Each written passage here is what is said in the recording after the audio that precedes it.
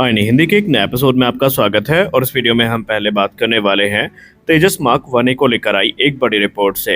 तेजस mark one ए को लेकर हाल ही में एक रिपोर्ट सामने आई थी जहां पर कहा गया था कि इसके पूर्व में जो इसमें अस्त्र मिसाइल के ट्रायल थे उसमें कुछ गड़बड़ी देखने को मिली, लेकिन अब फाइनली एक बड़ी गुड न्यूज सामने आई है।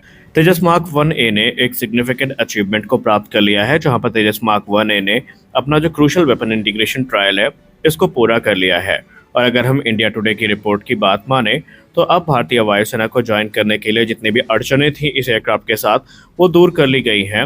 और जो ट्रायल आयोजित किए गए थे उसमें सक्सेसफुल जो लाइव फायरिंग ट्रायल थे इसमें इंडिजिनस BBR मिसाइल जो अस्त्र भी शामिल है।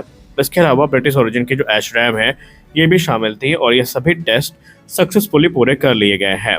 तेजस मार्क वन ए तेजस मार्क वन का अपग्रेडेड वेरिएंट है जिसे हिंदुस्तान एरोनॉटिक्स लिमिटेड की तरफ से विकसित किया गया है और यह आत्मनिर्भर भारत का एक प्रमाण है।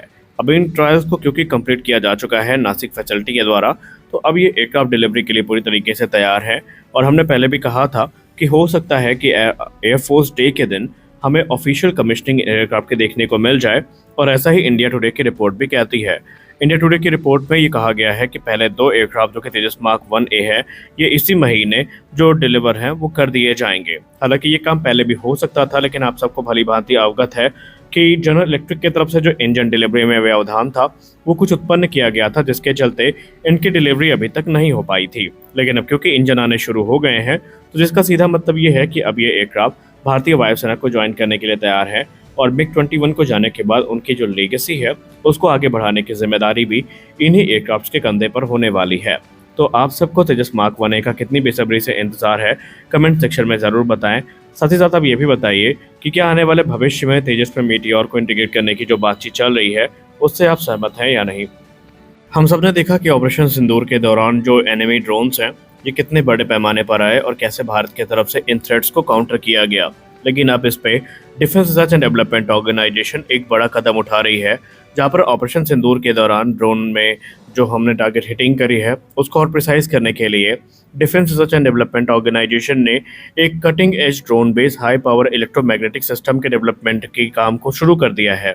और ये जो HPEM विकसित किया जा रहा है यानी हाई पावर इलेक्ट्रोमैग्नेटिक सिस्टम, ये भारत DRDO के एंट्री ड्रोन और डायरेक्टेड एनर्जी सिस्टम प्रोजेक्ट के अंतर्गत ही होने वाला है। ये एक मैन पोर्टेबल वेपनरी होगी या पेलोड होगा, जिसमें आने वाले भविष्य में इसको अनमैन एयर व्हीकल में भी इंटीग्रेट किया जा सकेगा, ताकि जो एनिमी के हॉस्टाइल ड्रोन्स हैं इनको नॉन काइनेटिक इलेक्ट्रोमैग्नेटिक पल्स के थ्रू न्यूट्रलाइज किया जा सके। और ये भारत के इलेक्ट्रॉनिक वॉरफेयर कैपेबिलिटी का एक निसंदेह जो बड़ा प्रमाण है वो होने वाला है। तो DRDO ने इस प्रोग्राम की शुरुआत कर दी है। जब एडवांस मीडियम कॉम्बैट एयरक्राफ्ट की बात होती है और प्राइवेट सेक्टर की भूमिका की बात होती है तो कुछ लोगों के मन में अभी भी ये संदेह है कि क्या भारत के प्राइवेट सेक्टर कंपनियां इतनी कैपेबल हैं कि वो AMCA जैसे फ्लैगशिप प्रोग्राम पे पार्टिसिपेट कर सकें, और उनका कंसर्न कहीं ना कहीं जायज भी है। लेकिन अब इसका जवाब उसको हम नहीं बल्कि भारत की ही प्राइवेट सेक्टर कंपनियों की तरफ से दिया जा रहा है। हैदराबाद स्थित वेम टेक्नोलॉजीज के बारे में तो आप सब जानते ही होंगे। वेम टेक्नोलॉजीज प्राइवेट लिमिटेड जो कि भारत के एरोस्पेस मैन्युफैक्चरिंग इकोसिस्टम में एक चमकते सितारे के तौर पर उभर रहे हैं, ये अब advance medium combat aircraft programme में जो Tier 1 स्ट्रक्चरल इंटीग्रेटर की भूमिका है वो निभाते आपको नजर आ सकते हैं। AMCA भारत का एक flagship 5th generation stealth fighter programme है और ये भारत के जो तेजस मार्क वन ए का प्रूवन ट्रैक है उसके आधार पर विकसित किए जा रहे हैं। वेम टेक्नोलॉजीज की बात करें तो ये ऑलरेडी जो एडवांस मीडियम कॉम्बैट एयरक्राफ्ट है इसमें एक महत्वपूर्ण भूमिका निभाती नजर आएंगी, जहां पर आने वाले भविष्य में जो असेंबली जिग्स हो गई या इसके अलावा जो लार्ज सेक्शंस हो गए जैसे कि फ्यूजलाज और विंग्स हो गई या फिर दूसरे जो पार्ट्स हो गए उनको असेंबल करते नजर आएंगे। कुल मिलाकर के हम ये कह सकते हैं कि वेम टेक्नोलॉजीज ने अभी तक जो भी स्पेशलाइज एक्सपर्टीज को गेन किया है उन सब का जो यूटिलाइजेशन है वो एरोनॉटिकल डेवलपमेंट एजेंसी और HAL के द्वारा वेम टेक्नोलॉजीज से करवाया जाएगा, और ये एक बड़ी अचीवमेंट होगी भारत के प्राइवेट सेक्टर कंपनियों के लिए।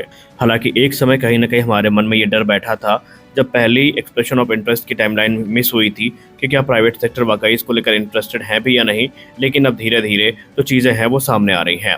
वेम टेक्नोलॉजीज को ऑलरेडी यहाँ पर जो AMCA के इनिशियल 4 से 5 प्रोटोटाइप हैं इनके मैन्युफैक्चरिंग के लिए जो कि स्पेसिफिक फ्यूजलाज सेक्शन होगा उसकी मैन्युफैक्चरिंग के लिए वेम टेक्नोलॉजीज पे ऑलरेडी भरोसा दिखाया जा चुका है।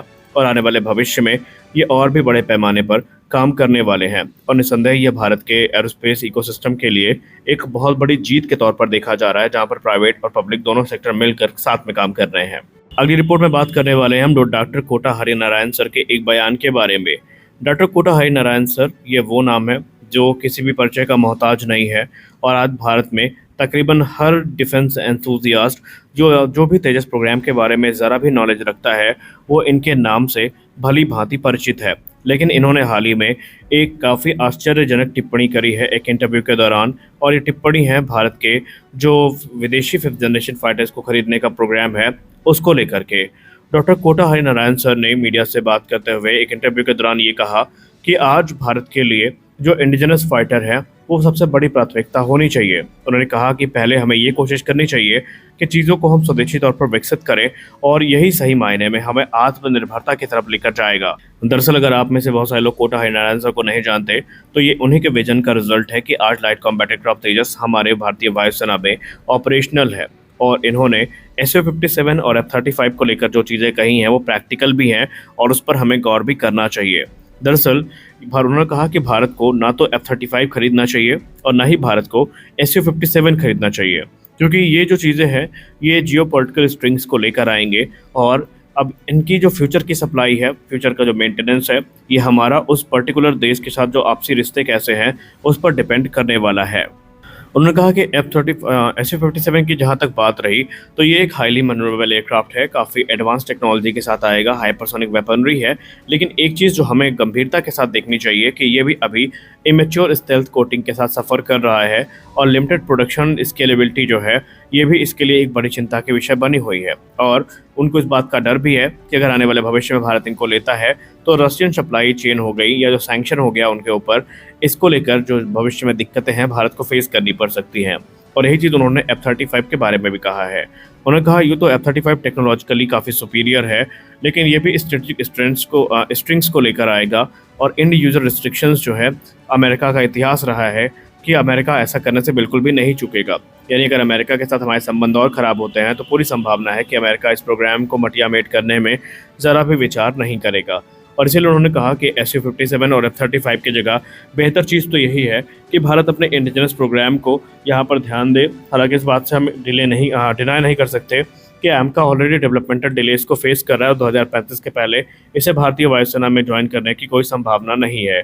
लेकिन फिर भी हम देखते हैं कि भारत का सरकार का निर्णय क्या आता है, क्योंकि इस समय हमें तत्कालिक समाधान तो चाहिए, इस बात से हम इनकार नहीं कर सकते, क्योंकि हमारी स्क्वाड्रन स्ट्रेंथ अब निम्नतम स्तर पर आने वाली है और भारत को यही चीज़ का डर सता रहा है। बाकी देखते हैं आने वाले भविष्य में हमें क्या देखने को मिलता है।